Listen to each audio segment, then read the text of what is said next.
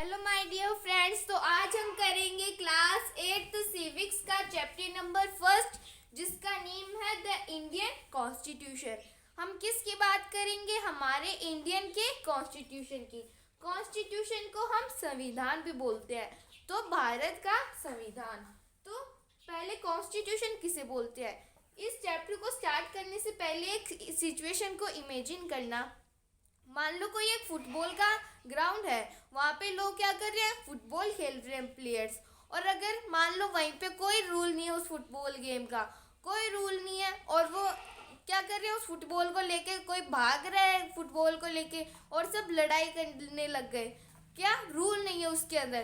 तो इमेजिन करो कि अगर किसी फुटबॉल के अंदर, किसी फुटबॉल मैच के अंदर रूल्स नहीं होंगे तो क्या होगा? वो क्या फुटबॉल का जो गेम है वो अच्छे से चल पाएगा?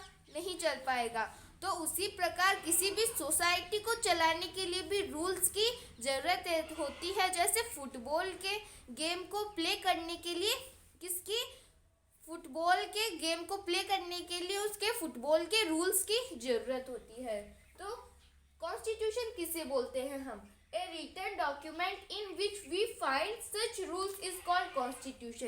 एक रिटन डॉक्यूमेंट मतलब एक लिखा हुआ दस्तावेज, इन विच जिसके अंदर वी फाइंड हम ढूंढते हैं, जिसके अंदर हमें मिलता है सच रूल्स, क्या रूल्स मिलते हैं हमें, इज कॉल्ड कॉन्स्टिट्यूशन। एक ऐसा लिखा हुआ दस्तावेज जिसके अंदर हमें रूल्स मिलते हैं उसे हम कॉन्स्टिट्यूशन बोलते हैं।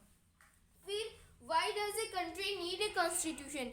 किसी भी कंट्री को कॉन्स्टिट्यूशन की ज़रूरत क्यों पड़ती है? क्योंकि कॉन्स्टिट्यूशन के अंदर रूल्स लिखे हुए होते हैं। तो हम कुछ पॉइंट्स को डिस्कस कर लेते हैं। Relation between constitution and democracy. Democracy का मतलब जो भी लोग होते हैं वो वोट देकर अपने प्रतिनिधि को चुनते हैं, या फिर अपने किसी भी सरपंच को, अपनी गवर्नमेंट को चुनते हैं वोट देकर, उसे हम डेमोक्रेसी बोलते हैं। और कॉन्स्टिट्यूशन को डेमोक्रेसी से जोड़ो। अगर मान लो किसी कॉन्स्टिट्यूशन के अंदर ये लिखा है कि वो क्या है, वो एक डेमोक्रेटिक कंट्री है, तो क्या होगा? वो उस कॉन्स्टिट्यूशन के अंदर जनता जैसा चाहती है वैसा ही होगा। तो कॉन्स्टिट्यूशन को डेमोक्रेसी से जोड़ो। अगर कॉन्स्टिट्यूशन एक डेमोक्रेटिक कंट्री है तो वो क्या करेगी? अपना अच्छे से रूल कर पाएगी।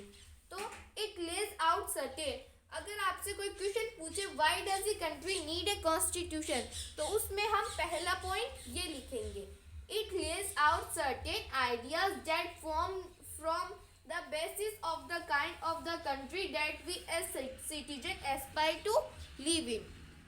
मतलब it lays out certain ideas, ऐसे ideas that form the basis of a country, वो क्या करती है? कंट्री का बेसिस बनाती है। ऐसे आइडियाज जो कंट्री का बेसिस बनाती है of the country that we as citizen aspire to live him, जैसा हम सिटीजन चाहते हैं। वो कॉन्स्टिट्यूशन एक ऐसा बेसिस, ऐसे आइडियल्स का बेसिस बनाती है कंट्री के अंदर जैसा हम सिटीजन चाहते हैं। मान लो कोई एक थीव्स की क्या है कंट्री है, कोई चोरों की कंट्री है, तो वो अपनी कंट्री के कॉन्स्टिट्यूशन के अंदर क्या लिखेंगे? वो अपनी कंट्री के अंदर कॉन्स्टिट्यूशन के अंदर चोरी को जुर्म नहीं मानेंगे। तो वो सिटीजन्स, वहाँ के जो भी कॉन्स्टिट्यूशन के अंदर जो भी सिटीजन्स होते हैं उस कंट्री के अंदर, वो कॉन्स्टिट्यूशन के अंदर वही लिखेंगे जो वो लोग चाहते हैं।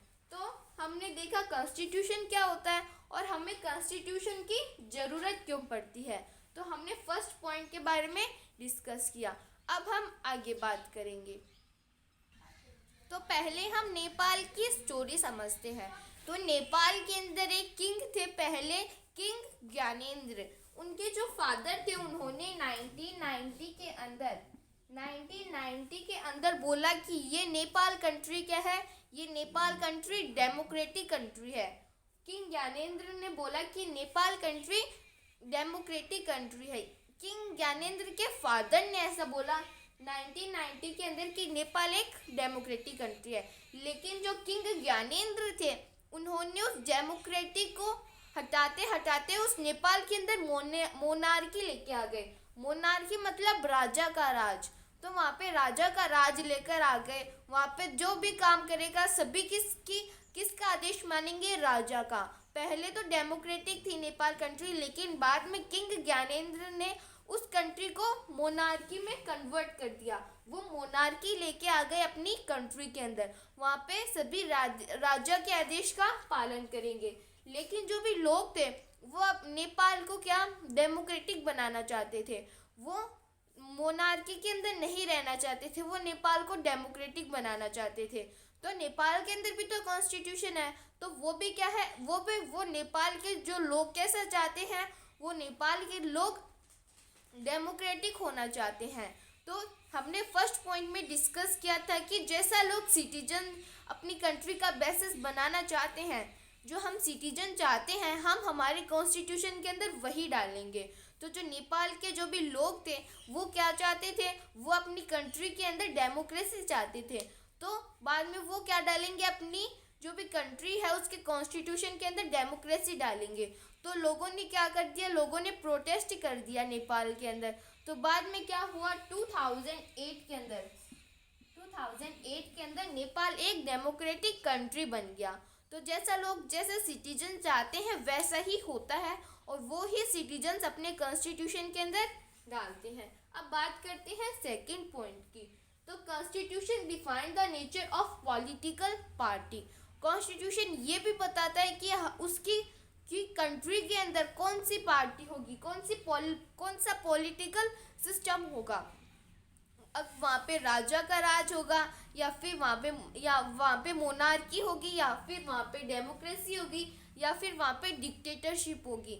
अगर इनमें से वहाँ के सिटीजन्स कुछ भी चाहते हैं तो वो अपने कॉन्स्टिट्यूशन के अंदर कॉन्स्टिट्यूशन के अंदर डाल देते हैं। तो कॉन्स्टिट्यूशन हमें पॉलिटिकल पार्टी भी बताता है। अब constitution provides a safeguard against the powerful authority. Constitution क्या करता है, कॉन्स्टिट्यूशन पावरफुल अथॉरिटी से हमें बचाता है। जैसे मान लो एक आपकी बुक के अंदर एक क्लासरूम की स्टोरी दी हुई है, तो वहाँ पे जो भी टीचर होती है वो किसी एक चिल्ड्रन को मॉनिटर, क्लास का मॉनिटर बना के चली जाती है। उसको किसी काम हो जाता है तो वो क्या करती है, किसी को क्लास का मॉनिटर बना के चली जाती है। तो जो मॉनिटर बनता है वो लड़का बहुत शैतान होता है। तो वो किसी एक मासूम से बच्चे को क्या करता है, उसका गलत इल्ज़ाम लगा देता है। बोलता है कि मैं तुम्हारी शिकायत करूँगा टीचर से। लेकिन उस बेचारे ने तो कुछ किया भी नहीं था। वो जो भी मॉनिटर रहता है उसने जानबूझ के झूठा नाम लगा दिया था उस दूसरे लड़के का। तो बाद में जब टीचर आती है तो वो मॉनिटर बोलता है कि इसने क्या किया था, ये क्लास के अंदर जोर जोर से शोर मचा रहा था और इसने मैंने जो बोला उसका भी पालन नहीं किया। तो बाद में उस टीचर ने उसको पनिश किया, किसको, उस लड़के को। और बाद में वो मॉनिटर क्या हंसने लगा। तो उसको समझो, वो क्या, अगर मान लो जो मॉनिटर है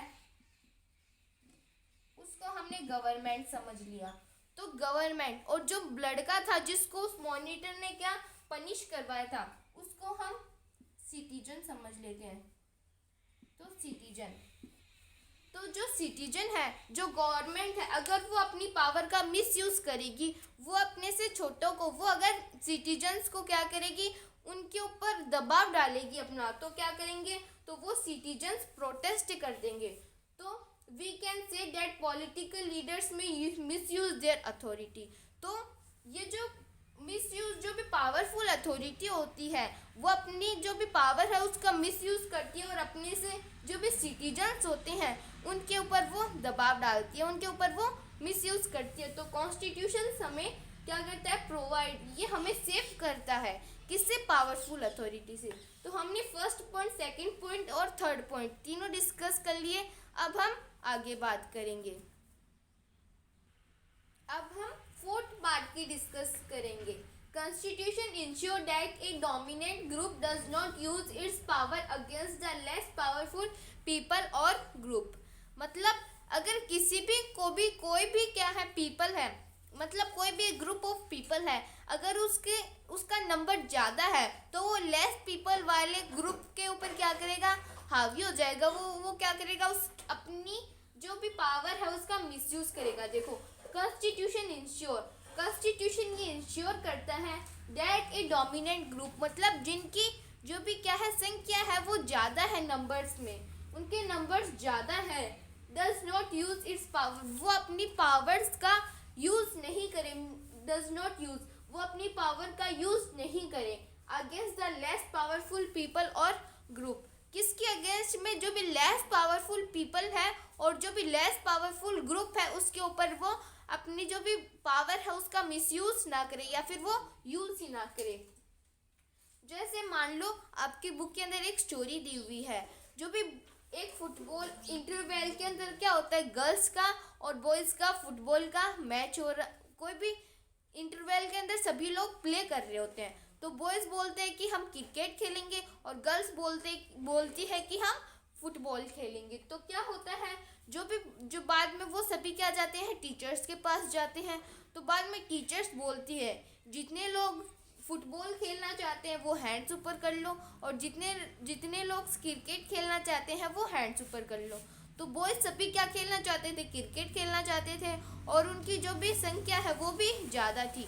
तो बाद में कौन सा प्ले हुआ, बाद में क्रिकेट प्ले हुआ। तो क्या हुआ, जो भी पावरफुल, जिनकी जो भी संख्या है वो ज़्यादा है, वो जिनकी संख्या कम है उनके ऊपर क्या अपनी पावर का यूज़ कर रहे हैं, तो वो संख्या के अंदर ज़्यादा है।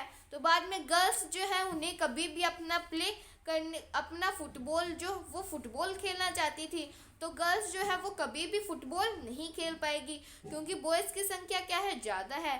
तो एक गर्ल बोलती है कि हमेशा ये जीतते हैं क्योंकि इनकी संख्या ज़्यादा है, हम तो कभी हमारा प्ले कर ही नहीं पाते।